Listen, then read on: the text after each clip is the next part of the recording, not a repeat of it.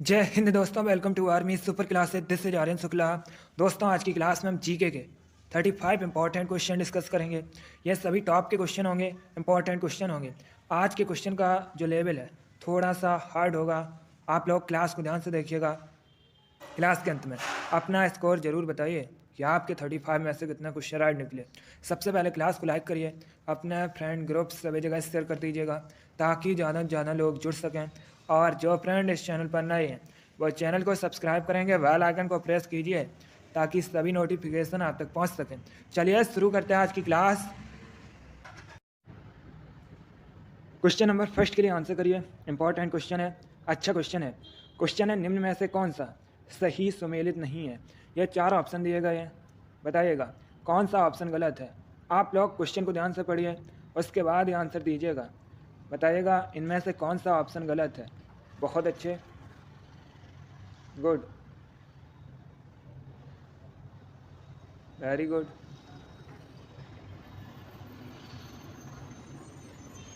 इसका right answer option number C होगा। Yes, option number C correct answer है। क्योंकि दोस्तों, नागार्जुन सागर बांध ये गोदावरी नदी पर नहीं है, ये कृष्णा नदी पर है, इसलिए option number C correct answer होगा।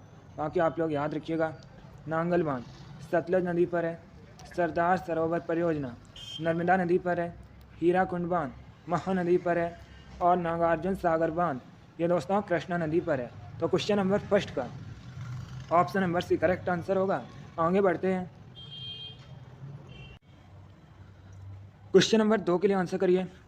अच्छा क्वेश्चन है, इंपॉर्टेंट है। क्वेश्चन है, रेमन मैग्सेसे पुरस्कार विजेता पहले भारतीय कौन थे। बताइएगा रेमन मैग्सेसे पुरस्कार विजेता पहले भारतीय कौन थे। ऑप्शन नंबर है Indira Gandhi, option number B Kiran Bedi, option number C T N. Seshan या option number D Vinoba Bhave. आप लोग आंसर करिएगा। दोस्तों, अब आप लोग मैथ और रीजनिंग पर ज़्यादा फोकस कीजिएगा। मैथ और रीजनिंग के ज़्यादा से ज़्यादा क्वेश्चन सॉल्व कीजिए। बहुत अच्छे। इसका right answer option number D होगा, Vinoba Bhave. Yes, option number D correct answer है, विनोबा भावे रेमन मैग्सेसे पुरस्कार विजेता पहले भारतीय थे। तो option number D correct answer होगा। अब आपसे एग्जाम में क्वेश्चन पूछा जा सकता है कि विनोबा भावे को रेमन मैग्सेसे पुरस्कार कब मिला था। तो ये मिला था दोस्तों 1958 में, 1958 में। अब अगर हम विनोबा भावे की बात करें, इन्होंने फूदान आंदोलन का नेतृत्व किया। और एक क्वेश्चन एग्जाम में पूछ लेते हैं कि जय जगत का नारा किसने दिया था। तो विनोबा भावे ने जय जगत का नारा दिया था। आगे बढ़ते हैं,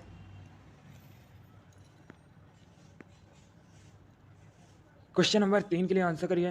इंपॉर्टेंट क्वेश्चन है, एग्जाम में पूछा हुआ क्वेश्चन है। बताइएगा सूर्य ग्रहण कब होता है। आपको बताना है सूर्य ग्रहण कब होता है। ऑप्शन को ध्यान से पढ़िए, उसके बाद ही आंसर दीजिएगा। बहुत अच्छे, बताइएगा सूर्य ग्रहण कब होता है। Very good. डेली आपकी क्लासेस होती हैं स्पेशल एसएससी जीडी के लिए इसी चैनल पर, तो आप लोग डेली क्लासेस को ज्वाइन कीजिएगा। एक क्लास होती है सुबह 5 बजे, उसके बाद एक क्लास होती है सुबह 10:30 पर, उसके बाद एक क्लास होती है शाम को 4 बजे और एक क्लास होती है शाम को 8 बजे। ये सभी क्लासेस स्पेशल एसएससी जीडी के लिए हैं। चलिए अभी आंसर करिए क्वेश्चन नंबर 3 के लिए। इसका right answer option number D होगा। Yes, option number D correct answer है। दोस्तों, सूर्य ग्रहण जब होता है जब चंद्रमा सूर्य और पृथ्वी के बीच आ जाता है। तो ऑप्शन नंबर डी आपका राइट आंसर होगा। आगे बढ़ते हैं, क्वेश्चन नंबर 4 के लिए आंसर करिए। यह भी क्वेश्चन है एसएससी जीडी की परीक्षा में पूछा हुआ क्वेश्चन है। बताइएगा रेटनॉल किस विटामिन का केमिकल नेम है। आपको बताना है रेटनॉल किस विटामिन का रासायनिक नाम केमिकल नेम है। Very good. Option number A vitamin C, option number B vitamin D, option number C vitamin A या option number D vitamin B. इसका right answer option number C होगा, vitamin A. Yes, option number C correct answer है। Vitamin A का chemical name retinol होता है। आगे बढ़ते हैं, क्वेश्चन नंबर 5 के लिए आंसर करिए। यह भी इंपॉर्टेंट क्वेश्चन है। बताइएगा पाक स्टेट किन दो देशों को अलग करता है। आंसर करिए क्वेश्चन नंबर 5 के लिए। Very good. इसका right answer option number D होगा, भारत और श्रीलंका को। Yes, option number D correct answer है। पाक स्टेट भारत और श्रीलंका इनको अलग करता है। तो option number D correct answer होगा। आगे बढ़ते हैं, क्वेश्चन नंबर 6 के लिए आंसर करिए। पॉलिटी संबंधित क्वेश्चन है, अच्छा क्वेश्चन है। क्वेश्चन है संविधान के किस अनुच्छेद में निर्वाचन आयोग के विशेष अधिकार निहित हैं? बताइएगा। भारतीय संविधान के किस आर्टिकल में निर्वाचन आयोग के विशेष अधिकार निहित हैं? आंसर करिएगा। बहुत अच्छे। इसका right answer option number D होगा, अनुच्छेद 324। Yes, option number D correct answer है दोस्तों। अनुच्छेद आर्टिकल 324 में निर्वाचन आयोग के विशेष अधिकार निहित हैं, तो option number D correct answer होगा। आगे बढ़ते हैं। क्वेश्चन नंबर 7 के लिए आंसर करिए। अब बताइएगा ओमान की कैपिटल क्या है? आपको बताना है ओमान की राजधानी क्या है। आंसर दीजिएगा दोस्तों। गुड, बहुत अच्छे। इसका right answer option number D होगा, Muscat. Yes, option number D correct answer है, मस्कट ओमान की राजधानी या कैपिटल है। आगे बढ़ते हैं। क्वेश्चन नंबर 8 के लिए आंसर करिए। क्वेश्चन है कैलाश सत्यार्थी किससे संबंधित है? ए निर्मल भारत अभियान से, बी बचपन बचाओ आंदोलन से, सी नर्मदा बचाओ आंदोलन से, या डी चिपको आंदोलन से। बताइएगा कैलाश सत्यार्थी किससे संबंधित हैं? जिसने अभी क्लास को लाइक नहीं किया एक बार लाइक करिए, अपने फ्रेंड ग्रुप सभी जगह शेयर कर दीजिएगा ताकि ज़्यादा से ज़्यादा लोग जुड़ सकें। और जो फ्रेंड इस चैनल पर नए हैं वो चैनल को सब्सक्राइब करेंगे, बेल आइकन को प्रेस कीजिए ताकि सभी नोटिफिकेशन आप तक पहुंच सकें। इसका right answer option number B होगा, बचपन बचाओ आंदोलन से। Yes, option number B correct answer है, कैलाश सत्यार्थी बचपन बचाओ आंदोलन से संबंधित है। अगला क्वेश्चन देखते हैं। क्वेश्चन नंबर 9 के लिए आंसर करिए। क्वेश्चन है फ्रांसीसी क्रांति का सही नारा क्या था? आपको बताना है फ्रांसीसी क्रांति का नारा क्या है। चलिए क्वेश्चन नंबर 9 के लिए आंसर करिए। अच्छा क्वेश्चन है, बहुत अच्छे। बताइएगा फ्रांसीसी क्रांति का सही नारा क्या था? इसका right answer option number C होगा, स्वतंत्रता, समानता, भ्रातृत्व। ये दोस्तों फ्रांसीसी क्रांति का सही नारा था, तो option number C correct answer होगा। आगे बढ़ते हैं। क्वेश्चन नंबर 10 के लिए आंसर करिए। इंपॉर्टेंट क्वेश्चन है, एसएससी की परीक्षा में पूछा हुआ क्वेश्चन है। बताइएगा किसको भारत में हरित क्रांति का जनक माना जाता है? आपको बताना है किसको भारत में हरित क्रांति का जनक माना जाता है। ऑप्शन को पढ़ लीजिए। Option number A doctor Verghese Kurien, option number B none of these, option number C MS. Swaminathan, option number D CD. Deshmukh. बताइएगा किसे भारत में हरित क्रांति का जनक माना जाता है? इसका right answer option number C होगा, M S. Swaminathan. Yes, option number C correct answer है, एम.एस. स्वामीनाथन को भारत में हरित क्रांति का जनक माना जाता है, तो ऑप्शन नंबर सी आपका राइट आंसर होगा। जिसने भी क्वेश्चन नंबर 10 का ऑप्शन नंबर सी दिया है उनका राइट आंसर है। वेरी गुड, आगे बढ़ते हैं। क्वेश्चन नंबर 11 के लिए आंसर करिए। बताइएगा जीएसटी भारत में कब लागू हुआ? एग्जाम में क्वेश्चन पूछा गया था जीएसटी का फुल फॉर्म क्या होता है, तो याद रखिएगा जीएसटी का full form goods and service tax होता है। अब बताइएगा ये भारत में कब लागू हुआ? Right answer option number A होगा, 1 जुलाई 2017 को। Yes, option number A correct answer होगा। अगला क्वेश्चन देखते हैं। क्वेश्चन नंबर 12 के लिए आंसर करिए। इंपॉर्टेंट क्वेश्चन है। बताइएगा सांख्य दर्शन का प्रतिपादक किसे माना जाता है? आपको बताना है सांख्य दर्शन का प्रतिपादक किसे माना जाता है? ए पतंजलि को, बी वाल्मीकि को, सी कपिल को, या डी गौतम को।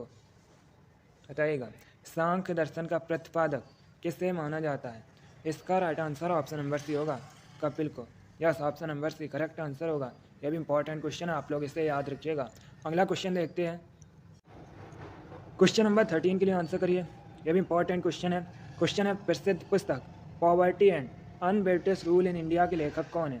बताइएगा A Dadabhai Naoroji, B none of these, C Mahatma Gandhi, या डी गोपाल कृष्ण गोखले। आंसर सभी लोग दीजिएगा। बहुत अच्छे। इसका right answer option number A होगा, Dadabhai Naoroji. Yes, option number A correct answer है। Poverty and un-British rule in India के लेखक कौन है? दादा भाई नौरोजी। तो option number A correct answer होगा।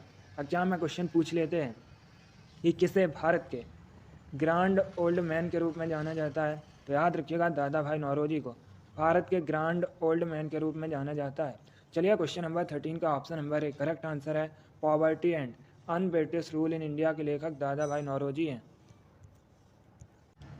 क्वेश्चन नंबर 14 के लिए आंसर करिए। बताइएगा DTP का फुल फॉर्म क्या होता है?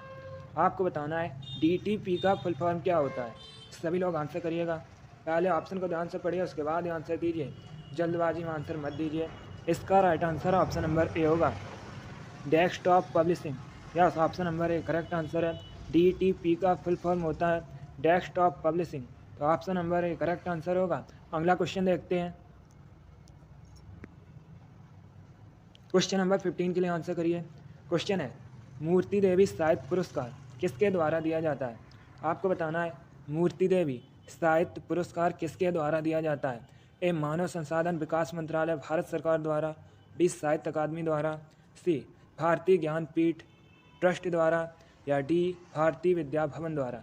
बताइएगा, मूर्ति देवी साहित्य पुरस्कार किसके द्वारा दिया जाता है?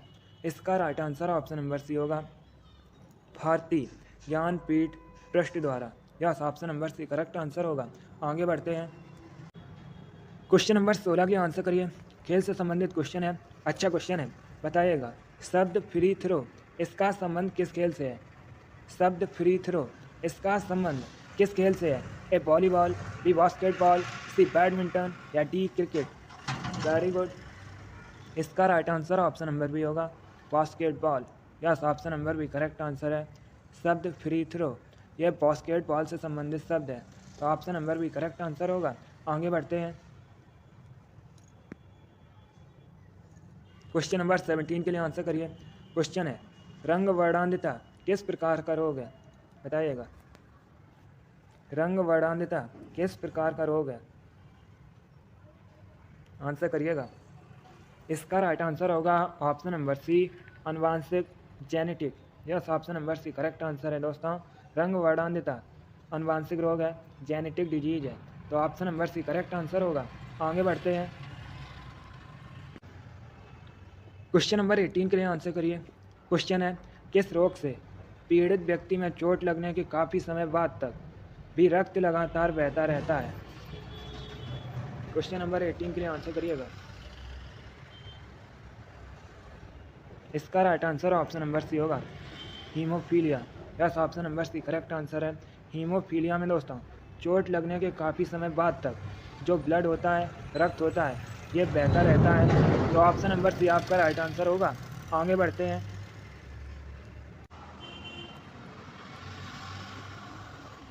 क्वेश्चन नंबर 19 के लिए आंसर करिए। क्वेश्चन है, लाल रंग का उपयोग खतरे के संकेतों के लिए किया जाता है। बताइएगा, लाल रंग का जो प्रकीर्णन है वो क्या होता है? अच्छा क्वेश्चन है। इसका right answer option number B होगा, इसका प्रकीर्णन कम होता है। Yes, option number B correct answer है दोस्तों। लाल रंग का जो प्रकीर्णन है ये कम होता है, इसीलिए इसका उपयोग खतरे के संकेतों के लिए किया जाता है, तो option number B correct answer होगा। आगे बढ़ते हैं। क्वेश्चन नंबर 20 के लिए आंसर करिए। क्वेश्चन है, किसका मत था कि औद्योगिक समाज पूंजीवादी समाज है? बताइएगा, किसका मत था कि औद्योगिक समाज पूंजीवादी समाज है? क्वेश्चन नंबर 20 के लिए आंसर करिएगा। इसका right answer option number D होगा, कार्ल मार्क्स का। Yes, option number D correct answer है। कार्ल मार्क्स का मत था कि औद्योगिक समाज पूंजीवादी समाज है, तो option number D correct answer होगा। आगे बढ़ते हैं। क्वेश्चन नंबर 21 के लिए आंसर करिए। बताइएगा, कंधार कहाँ स्थित है? पहली बात तो आप लोग याद रखिएगा, कंधार ये दोस्तों अफगानिस्तान में स्थित है। बताइएगा, ये अफगानिस्तान में किस भाग में स्थित है? इसका right answer option number A होगा, दक्षिणी अफगानिस्तान में। Yes, option number A correct answer है। कंधार दक्षिणी अफगानिस्तान में स्थित है, तो option number A correct answer होगा। अगला क्वेश्चन देखते हैं। क्वेश्चन नंबर 22 अच्छा क्वेश्चन है। बताइएगा, बाबा गारिया पूजा त्यौहार किस राज्य में मुख्यतः मनाया जाता है? आपको बताना है बाबा गारिया पूजा त्यौहार मुख्यतः किस राज्य में मनाया जाता है? ए, अरुणाचल प्रदेश में, बी, हिमाचल प्रदेश में, सी, राजस्थान में, या डी, त्रिपुरा में। सभी आंसर करिएगा। इसका right answer option number D होगा, त्रिपुरा में। Yes, option number D correct answer है। बाबा गारिया पूजा त्यौहार ये मुख्यतः त्रिपुरा में मनाया जाता है, तो option number D correct answer होगा। आगे बढ़ते हैं। क्वेश्चन नंबर 23 के लिए आंसर करिए। क्वेश्चन है, 13 फरवरी को प्रतिवर्ष भारत में राष्ट्रीय महिला दिवस क्यों मनाया जाता है? ये भी अच्छा क्वेश्चन है, बताइएगा। 13 फरवरी को पहली बात तो आप लोग याद रखिएगा, भारत में राष्ट्रीय महिला दिवस मनाया जाता है। अब बताइएगा ये किसकी स्मृति में मनाया जाता है? Correct answer option number C होगा, Sarojini Naidu. Yes, option number C correct answer है दोस्तों। 13 फरवरी को सरोजनी नायडू का जन्म दिवस होता है, इसीलिए प्रतिवर्ष भारत में 13 फरवरी को राष्ट्रीय महिला दिवस सेलिब्रेट किया जाता है, मनाया जाता है। तो option number C correct answer होगा। अगला क्वेश्चन देखते हैं। क्वेश्चन नंबर 24 के लिए आंसर करिए। क्वेश्चन है, निम्न में से किस पाकिस्तानी नागरिक को भारत सरकार द्वारा भारत रत्न से सम्मानित किया गया है? बताइएगा, इनमें से किस पाकिस्तानी नागरिक को भारत सरकार द्वारा भारत रत्न से सम्मानित किया गया है? ऑप्शन को पढ़ लीजिए, उसके बाद ही आंसर करिएगा। ये भी अच्छा क्वेश्चन है, इंपॉर्टेंट है। इसका right answer option number C होगा, खान अब्दुल गफ्फार खां को। Yes, option number C correct answer है दोस्तों। खान अब्दुल गफ्फार खां को भारत सरकार द्वारा भारत रत्न से सम्मानित किया गया है। तो option number C correct answer होगा। अगला क्वेश्चन देखते हैं। क्वेश्चन नंबर 25 के लिए आंसर करिएगा सभी लोग। क्वेश्चन है, मोहिनीअट्टम कहाँ का परंपरागत नृत्य है? बताइएगा, ए आंध्र प्रदेश का, बी कर्नाटक का, सी केरल का, या डी तमिलनाडु का? इसका right answer option number C होगा, केरल का। Yes, option number C correct answer है। मोहिनीअट्टम केरल का परंपरागत नृत्य है, तो option number C correct answer होगा। आगे बढ़ते हैं। क्वेश्चन नंबर 26 के लिए आंसर करिए। इंपॉर्टेंट क्वेश्चन है, अच्छा क्वेश्चन है। महाभारत के लेखक पतंजलि किसके समकालीन थे? पहली बात तो आप लोग याद रखिएगा, ऐसे भी क्वेश्चन पूछ लेते हैं कि महाभारत के लेखक कौन है, तो पतंजलि है। अब बताइएगा ये किसके समकालीन थे? ए चंद्रगुप्त मौर्य के, या अशोक के, सी पुष्यमित्र शुंग के, या डी चंद्रगुप्त प्रथम के? बताइएगा पतंजलि किसके समकालीन थे? Right answer option number C होगा, पुष्यमित्र शुंग के। Yes, option number C correct answer होगा, पुष्यमित्र शुंग के समकालीन थे पतंजलि। तो option number C correct answer है। अब आपसे एग्जाम में क्वेश्चन पूछा जा सकता है कि शुंग वंश की स्थापना किसने की थी? तो शुंग वंश की स्थापना पुष्यमित्र शुंग ने की थी। आगे बढ़ते हैं, ये इंपॉर्टेंट क्वेश्चन था। क्वेश्चन नंबर 27 के लिए आंसर करिए। क्वेश्चन है, इनमें से सर्वाधिक जैव विविधता कहाँ पाई जाती है? बताइएगा, इनमें से सर्वाधिक जैव विविधता कहाँ पाई जाती है? एक कश्मीर घाटी में, बी शांत घाटी में, सी सी सुरमा घाटी में, या डी फूलों की घाटी में? चलिए क्वेश्चन नंबर 27 के लिए आंसर करिए। बताइएगा सर्वाधिक जैव विविधता इनमें से कहाँ पाई जाती है? इसका राइट आंसर ऑप्शन नंबर भी होगा, शांत घाटी में। यस, ऑप्शन नंबर भी करेक्ट आंसर है दोस्तों। केरल की शांत घाटी में सर्वाधिक जैव विविधता पाई जाती है, तो ऑप्शन नंबर भी करेक्ट आंसर होगा। आगे बढ़ते हैं।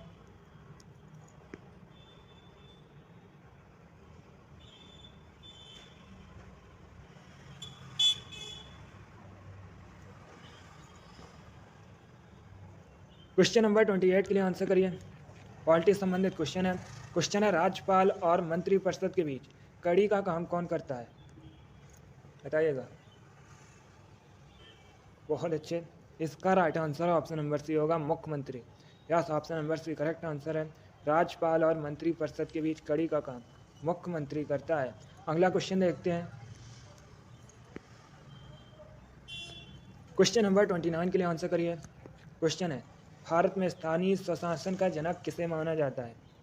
यह भी क्वेश्चन है, एग्जाम में देखने को मिल सकता है। इंपॉर्टेंट क्वेश्चन है, क्योंकि यह क्वेश्चन एसएससी कई परीक्षाओं में पूछ चुका है। आपको बताना है भारत में स्थानीय स्वशासन का जनक किसे माना जाता है? गुड, इसका right answer option number A होगा, लॉर्ड रिपन को। Yes, option number A correct answer है। भारत में स्थानीय स्वशासन का जनक लॉर्ड रिपन को माना जाता है, तो option number A correct answer होगा। आगे बढ़ते हैं। क्वेश्चन नंबर 30 के लिए आंसर करिए। यह भी अच्छा क्वेश्चन है, इंपॉर्टेंट है, आप लोग आंसर दीजिएगा। क्वेश्चन है, किसके प्रशासन काल में स्थायी बंदोबस्त प्रारंभ हुआ था? बताइएगा, किसके शासनकाल में स्थायी बंदोबस्त प्रारंभ हुआ था? Right answer option number B होगा लॉर्ड कॉर्नवालिस के। Yes, option number B correct answer होगा। आगे बढ़ते हैं। क्वेश्चन नंबर 31 के लिए आंसर करिए। क्वेश्चन है निम्न में से किस सागर में लवणता सबसे अधिक है? यह 4 ऑप्शन दिए गए हैं। ऑप्शन नंबर 1 कैस्पियन सागर, ऑप्शन नंबर बी भूमध्य सागर, ऑप्शन नंबर सी लाल सागर या ऑप्शन नंबर डी मृत सागर। बताइएगा इसमें से किस सागर में लवणता सबसे अधिक है? Right answer option number D होगा मृत सागर में। Yes, option number D correct answer होगा। जिसने भी क्वेश्चन नंबर 31 का ऑप्शन नंबर डी दिया है उनका राइट आंसर है। Very good. आगे बढ़ते हैं। क्वेश्चन नंबर 32 के लिए आंसर करिए। क्वेश्चन है भारत के किस राज्य में मैग्नीज का उत्पादन सबसे अधिक होता है? यह भी इंपॉर्टेंट क्वेश्चन है। बताइएगा किस भारतीय राज्य में मैग्नीज का उत्पादन सर्वाधिक होता है? A Maharashtra, B Madhya Pradesh, C Karnataka या डी ओडिशा। इसका right answer option number D होगा Odisha. Yes, option number D correct answer है। भारत में ओडिशा में सबसे अधिक मैग्नीज का उत्पादन होता है, तो option number D correct answer होगा। अगला क्वेश्चन देखते हैं। आगे बढ़ते हैं। क्वेश्चन नंबर 33 के लिए आंसर करिए। क्वेश्चन है बाकू किसके लिए प्रसिद्ध है? बाकू दोस्तों अजरबैजान की राजधानी है। अब बताइएगा यह किसके लिए प्रसिद्ध है? ए लौह उद्योग के लिए, बी हवाई जहाज उद्योग के लिए, सी समुद्री जहाज उद्योग के लिए या डी पेट्रोलियम के लिए। इसका right answer option number D होगा पेट्रोलियम के लिए। Yes, option number D correct answer होगा। आगे बढ़ते हैं। क्वेश्चन नंबर 34 के लिए आंसर करिए। क्वेश्चन है भारत का संविधान कैसा संविधान है? बताइएगा भारत का संविधान कैसा संविधान है? इसका right answer option number A होगा धर्मनिरपेक्ष। Yes, option number A correct answer है दोस्तों। भारत का संविधान धर्मनिरपेक्ष संविधान है, तो option number A correct answer होगा। आगे बढ़ते हैं। क्वेश्चन नंबर 35 के लिए आंसर करिए। आज का लास्ट क्वेश्चन है। क्वेश्चन है संसद के गठन का वर्णन भारतीय संविधान के किस भाग में है? बताइएगा संसद के गठन का वर्णन भारतीय संविधान के किस भाग में है? गुड। इसका correct answer option number D होगा भाग 5 में। Yes, option number D correct answer है। भाग 5 में संसद के गठन का वर्णन है, तो option number D correct answer होगा। चलिए दोस्तों आज की क्लास में हमने जीके के 35 इंपॉर्टेंट क्वेश्चन डिस्कस किए with extra fact. I hope आप सभी को ये क्वेश्चन समझ आए होंगे। सो क्लास को लाइक करिए, शेयर करिए। चैनल पर नए हैं तो चैनल को सब्सक्राइब कीजिए, बेल आइकन को प्रेस कीजिए ताकि सभी नोटिफिकेशन आप तक पहुंच सकें। आप लोग अपना स्कोर जरूर बताइए कि आपके 35 में से कितने क्वेश्चन आज निकले। इसी के साथ मैं आपको मिलूंगा अगली क्लास में। Thank you guys, thank you for watching. God bless you all.